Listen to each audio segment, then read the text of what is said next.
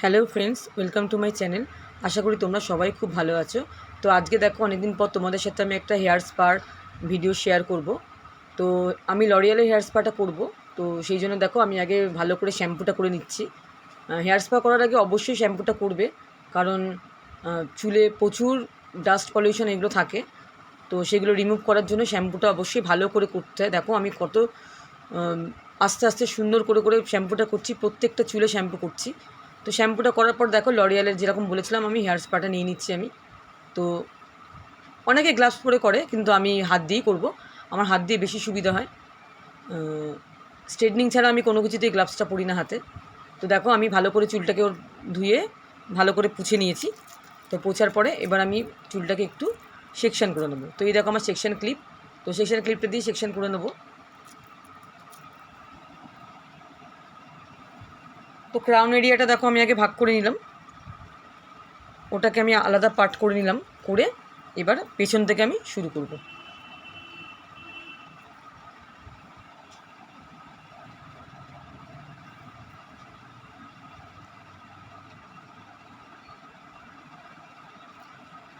তো যেহেতু আমি একটু হালকা পুঁছেছিলাম, বেশি পুছিনি, তো আমার কিন্তু স্প্রে বোতলটা দরকার। কারণ স্প্রে জলটা একটু স্প্রে না করলে ক্রিমটা ভালো করে মেল্ট হয় না। ওই জন্য একটুখানি ওয়াটার স্প্রেটা করে তারপরে ক্রিমটা লাগালে খুব সুন্দর করে দেখতেই পাচ্ছ ভালো করে মেল্ট হয়। তো দেখো এইভাবে ক্রিমটাকে আমি লাগালাম। লাগিয়ে এবার ভালো করে ওটাকে আমি টেনে টেনে চুলটাকে ক্রিমটাকে লাগাবো আর কি। কারণ চুলের কিউটিক্যালগুলো পুরো ক্লোজ হয়ে যাবে। শ্যাম্পু করার পর এমনি চুলের কিউটিক্যাল খুলে যায়। তো ততক্ষণ ঘষে ঘষে আমরা চুলটাকে মানে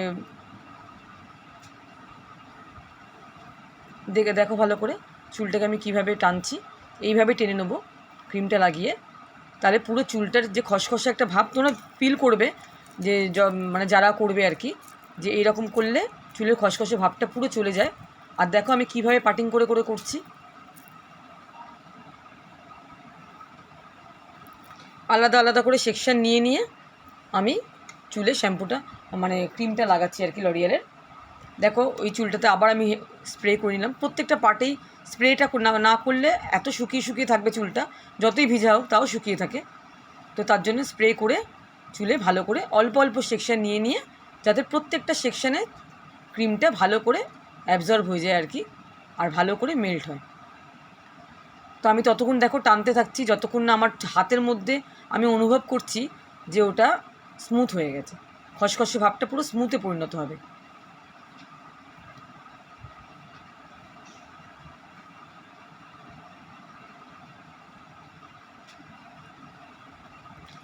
স্পা করতে মোটামুটি অনেকক্ষণই টাইম লাগে, মোটামুটি 1.5 থেকে 2 ঘন্টা টাইম লেগে যায় পুরো স্পায়ের প্রসেসিংটা কমপ্লিট করতে।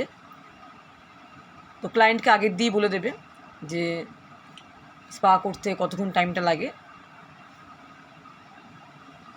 1.5 থেকে 2 ঘন্টার আগে একদমই স্পা কমপ্লিট করা সম্ভব নয়। কারণ ক্রিমটা মোটামুটি এইভাবে লাগাতে লাগাতেই 20 থেকে 25 মিনিট টাইম লেগে যায়।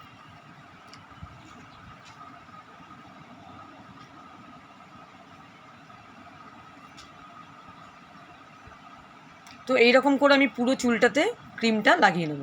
তো ক্রিমটা দেখো পুরো চুলে আমার অ্যাপ্লিকেশান করা কমপ্লিট হয়ে গেছে। তো এবার যেহেতু ক্রিমটা আমার যেহেতু এসি চলছে, তাই চুলটা তাড়াতাড়ি করে ড্রাই হয়ে যাচ্ছে। যার জন্য আমি দেখো একটুখানি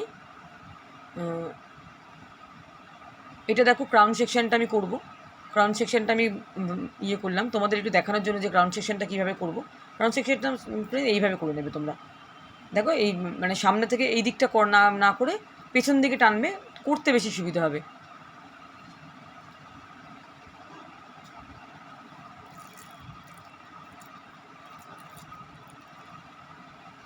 পুরো ক্রাউন সেকশনটাই আমি এইভাবেই করব।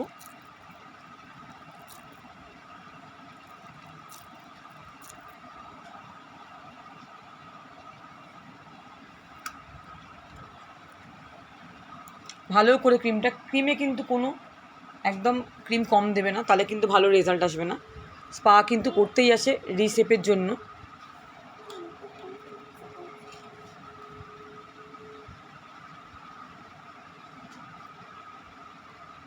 স্পা করার পর চুলে একটা আলাদাই মানে শাইন হয়, খুব সফট হয় চুলটা। কিন্তু স্পায়ের মতো করে করতে হবে, নর্মালি স্পা করলে ওটা সম্ভব না। দেখো আমি কিভাবে করছি, ঠিক এইভাবে করলে রেজাল্ট এত সুন্দর আসবে বলার কথা না। প্রত্যেকটা চুলে দেখো আমি ক্রিমটাকে অ্যাপ্লাই করছি, কোনো চুল কিন্তু বাদ পড়েনি, ভালো করে দেখে নাও তোমরা। আর এইভাবে হাত দিয়ে করলে ব্রাশ দিয়েও তোমরা করতে পারো, কিন্তু আমার যেন হাত দিয়ে করতে, আমি স্ট্রেটনিং ছাড়া কোনো কিছুতেই ব্রাশ খুব একটা অ্যাপ্লাই করি না। এবার দেখো নিচে আরেকটুখানি ক্রিম আমি অ্যাপ্লাই করে নিলাম। এবার পুরো চুলটাকে এরকমভাবে টানতে হবে, টেনে টেনে তোমরা ফিলই করবে যে ওটা পুরো মেল্ট হয়ে গেছে, চুলটা খুব নরম হয়ে গেছে। তো এবার দেখো আমি মাসাজ শুরু করলাম। স্পা ক্রিমটা অ্যাপ্লাই করার পর অবশ্যই মাসাজের খুব প্রয়োজন, মোটামুটি 15 মিনিট মাসাজ দিতেই হবে। তো মাসাজের স্ট্রোকগুলো তোমরা দেখে নাও, এইভাবে মাসাজটা আমি করব।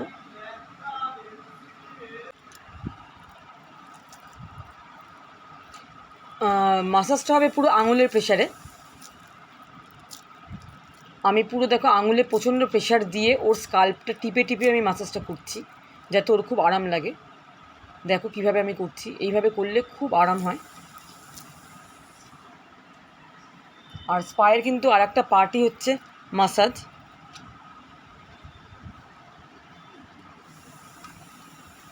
তো মাসাজটা সুন্দর করে করতে হয় যাতে ক্লায়েন্টের খুব আরাম লাগে। অল্প অল্প করে পার্টিং করে করে দেখো কীভাবে টেনে টেনে আমি করছি। একটু ক্রিম অ্যাপ্লাই করে নেবো, কারণ মাসাজের সময় ক্রিমটা একদমই অ্যাবজর্ব করে নেয় স্কাল্পে। এই দেখো আমি কিন্তু পুরো এটা আঙুলের প্রেশার দিয়ে দিয়ে করছি।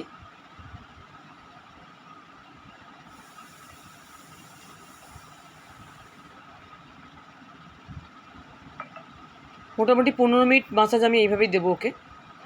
তো দেওয়ার পরে দেখো আমি স্টিম দিয়ে দিয়েছিলাম।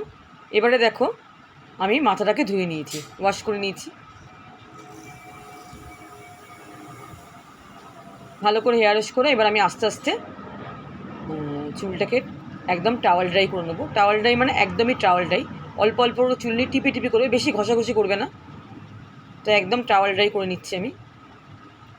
মোটামুটি আমার পার্লারে আরও ক্লায়েন্টরা ভরে রয়েছে, তাই ঠিকমতো করতে পারছি না। দেখো চুলটাকে আমি মোটামুটি ড্রাই করে নিয়েছি।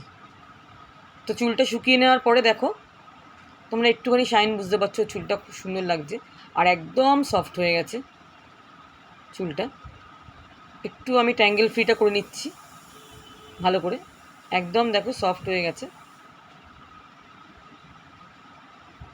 দেখতেই পাচ্ছ চুলে কোনো ট্যাঙ্গেল নেই, একদম স্মুথ হয়ে গেছে চুলটা। তো দেখো এবার আমি সিরাম অ্যাপ্লাই করব। তো সিরামটা স্ট্রিক্সের অ্যাপ্লাই করব, দেখে নাও এইটুকু সিরামই অ্যাপ্লাই করব। তো তো ফ্রেন্ডস, এই ছিল আমার স্পায়ের ভিডিও। তোমাদের কেমন লাগলো আমাকে বলো অবশ্যই। আমি আবার তোমাদের সাথে ফিরবো নেক্সট ভিডিওতে। তো দেখো ও কত খুশি স্পাটা করে, ওর চুলটা হাত দিয়ে ও খুবই খুশি ছিল।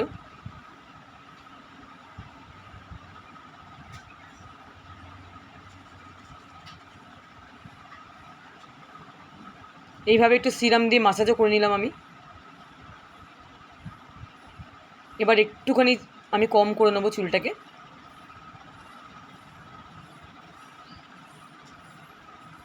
দেখো কম করার পর চুলটা যেন একদম ফুরফুরে হয়ে গেছে, খুব হালকা হয়ে গেছে, খুব সুন্দর হয়ে গেছে।